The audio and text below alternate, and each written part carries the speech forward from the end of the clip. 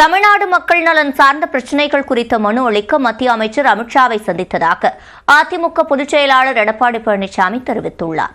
டெல்லியிலிருந்து விமானம் மூலம் சென்னை திரும்பிய அவர் இதனை கூறினார். டெல்லி சென்றவுடன் ஏற்கனவே அனைத்து இந்திய அண்ணா திராவிட முன்னேற்ற கழகத்துடைய நாடாளுமன்ற கட்சி அலுவலகம் வீடியோ கான்பரன்ஸ் மூலம் திறக்கப்படுது.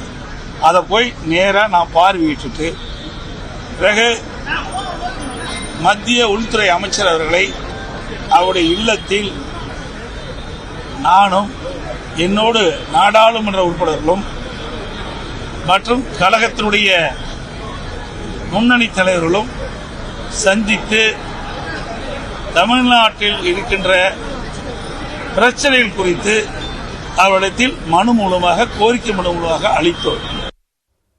டெல்லியில் மத்திய அமைச்சர் அமித்ஷாவுடனான சந்திப்புக்கு பின் சென்னை திரும்பிய அதிமுக பொதுச் செயலாளர் எடப்பாடி பழனிசாமி அரசியல் சூழலுக்கு தக்கவாறு கூட்டணியில் மாற்றம் இருக்கும் எனவும் திமுகவை ஆட்சியிலிருந்து அகற்ற அனைத்து முயற்சிகளையும் எடுப்போம் என்றும் கூறினார். எந்த கட்சியாவது நிலையா இருந்திருக்குது உண்டா? இப்ப திமுக இருக்கிற கட்சியெல்லாம் நிலையா இருக்குதா? இருக்க போகுதா? சொல்ல முடியாதுங்க. இது அரசியல் சூழ்நிலைக்கு தக்கவாறு மாற்றங்கள் இருக்கும். அண்ணா திமுக பொறுத்த வரைக்கும் திமுகவை வீழ்த்த வேண்டும். அதுதான் எங்களுக்கு ஒரே குறிக்கோள். அந்த அண்ணா திமுகவை பொறுத்த வரைக்கும் திருப்பி நான் சொல்லிட்டேன். புரியுதுங்களா?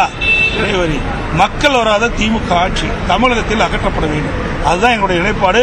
அதற்காக அனைத்து இந்திய அண்ணா திராவிட முன்னேற்ற கழகம் அனைத்து முயற்சியும் எடுக்கும் என்பதை தெரிவித்துக் கொள்கிறேன். இந்நிலையில் எதிர்க்கட்சித் தலைவர் எடப்பாடி பழனிசாமி மற்றும் உள்துறை அமைச்சர் அமித்ஷாவின் சந்திப்பு தமிழ்நாட்டு மக்களின் நலன் சார்ந்தது என்று தமிழ் மாநில காங்கிரஸ் தலைவர் ஜி.கே. வாசன் தெரிவித்தார். எதிர்க்கட்சித் தலைவருக்கு சில பொறுப்புகள் இருக்கிறது.